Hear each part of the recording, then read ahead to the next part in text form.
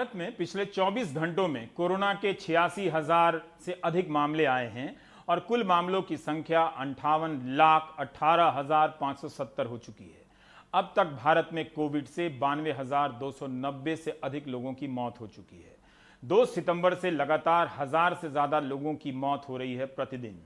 24 घंटों में पिछले 24 घंटों में 1141 लोगों की मौत हुई है। तालाबंदी ठीक 6 महीने पहले हुई थी। कहा गया था कि कोविड से लड़ने की तैयारियां पूरी की जाएंगी, मगर खबर है कि मध्य प्रदेश में ऑक्सीजन की किल्लत होने लगी है। अनुराग द्वारी ने पहली बार जब इस खबर को दिखाया तो सरकार ने दबी जुबान में माना। फिर 2 दिन बाद बताया गया कि केंद्र 50 टन ऑक्सीजन देगा, अब कोई दिक्कत नहीं है। लेकिन हकीकत में क्या हो रहा है?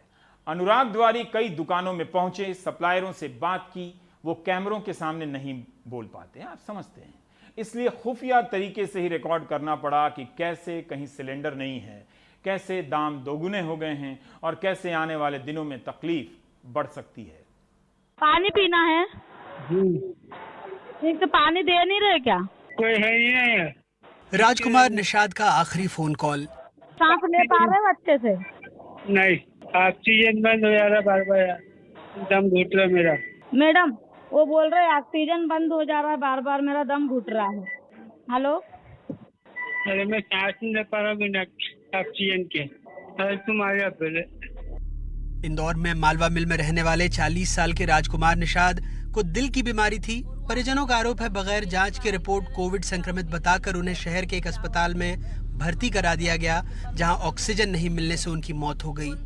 मैंने बोला कैसे हो, आपको आराम है कि नहीं? तो बोले कि मुझे कुछ भी आराम नहीं है, ना मुझे ऑक्सीजन भी नहीं दिया जा रहा है, ना कोई बाटल भी चढ़ी, ना मुझे बाथरूम तक नहीं कराई है। और सबसे बड़ी बात बोले मुझे पानी तक के नहीं पूछा। मैं पानी बिना तड़प रहा हूँ, मेरा दम घुट रहा है। इस पे स्वतः संज्ञान लेकर के इनमें दोषियों के खिलाफ कार्रवाई के लिए एक जांच बिठा दी जाएगी। जांच समिति के द्वारा जैसे भी हमें उनकी रिपोर्ट प्राप्त होती है उसके आधार पर उनके खिलाफ कार्रवाई करेंगे। मनोज चौकसे के बहनोई करौन सुपर स्पेशलिटी अस्पताल में भर्ती थे। कहते हैं ऑक्सीजन की जरूरत थी, पता नहीं कैसे मौत हो गई। ऑक्सीजन की उनको प्रॉब्लम थी, मतलब ऑक्सीजन लगी हुई थी, लेकिन कल अचानक से क्या हुआ पता नहीं लग पाया सुबह। इसी अस्पताल में शोभा फ्रांसिस ने भी दम तोड़ा। उनके परिजनों ने भी ऑक्सीजन की कमी का आरोप लगाया। हमने अस्पताल से बात करने की कोशिश की, लेकिन बात नहीं हो पाई। सवाल यह है कि क्या ऑक्सीजन को लेकर अब वाकई फिक्र करनी चाहिए? मध्य प्रदेश में जुलाई में हर दिन 40 टन तो अगस्त में 90 टन ऑक्सीजन लगी। सितंबर में हर दिन 1500 से ज्यादा नए मामले सामने आ रहे हैं और हर दिन ऑक्सीजन की खपत 110 टन हो गई है। सरकार कहती है राज्य को 130 टन ऑक्सीजन मिलता है। 50 टन केंद्र ने सुनिश्चित करा दिया है, यानी मध्य प्रदेश के पास 180 टन ऑक्सीजन होगा। आंकड़ों में सब अच्छा है, मंत्री जी मुख्यमंत्री जी भी यही कहते हैं। कहीं भी ऐसी स्थिति नहीं है, सीधे सीधे आंकड़े हैं। हमें 100 टन की जरूरत है, हमारे पास 120 टन है। ऑक्सीजन को लेकर तो कोई दिक्कत नहीं। चलिए, कहीं कोई दिक्कत नहीं तो फिर भोपाल में ऑक्सीजन सप्लाई करने वाले दुकानदारों की बात सुन लीजिए। ये 48 वाला जो मैं आपको लगा रहा हूँ, पहले ये था अपना 33 का डिफरेंस आ गया। तो आप लोगों को भी मतलब वहाँ से भी कॉस्टली आ रहा है? कॉस्टली आ रहा है, रीजन वही है ना, रेट। अब जरा दुकानदारों को जो सप्लाई दे रहे हैं उनकी बात भी सुने। अच्छा, पहले 1200 का था, अभी 2000 का हो गया। सर दिक्कत बहुत ज्यादा है, तो अभी वो कंडीशन खराब होने वाली है। मतलब मैं आपको ये नहीं डरा नहीं रहा हूँ, आप समझदार हैं जी जी, है ना? आप जो दिन पर दिन मरीज बढ़ते जा रहे हैं, सबको ऑक्सीजन चाहिए सर। छिंदवाड़ा में एम्बुलेंस चालकों की बात भी सुन लीजिए, हालात क्या हैं। ऑक्सीजन सिलेंडर बहुत लेट मिल रहे हैं और पहले के सस्ती मिलती थी, अब महंगी हो गई।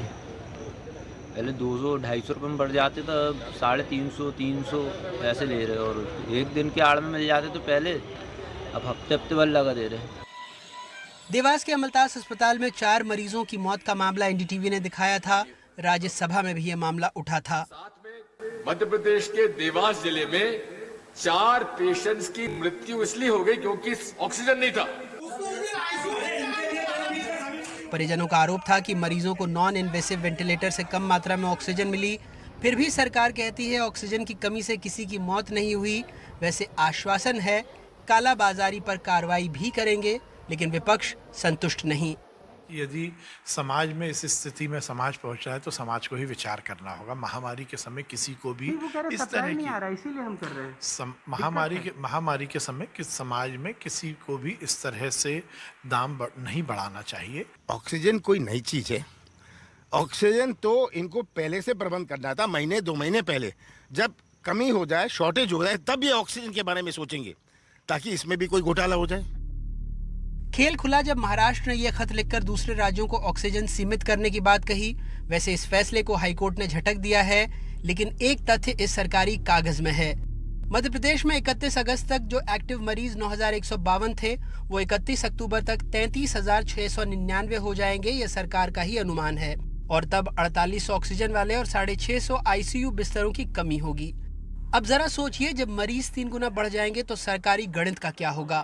वैसे जानकारों के मुताबिक तब लगभग 300 टन ऑक्सीजन की जरूरत होगी, क्योंकि कोरोना के गंभीर मरीजों को कई बार 40 से 60 लीटर प्रति मिनट की रफ्तार से ऑक्सीजन देनी पड़ती है, जबकि सामान्य मरीजों में 10 लीटर प्रति मिनट की जरूरत होती है।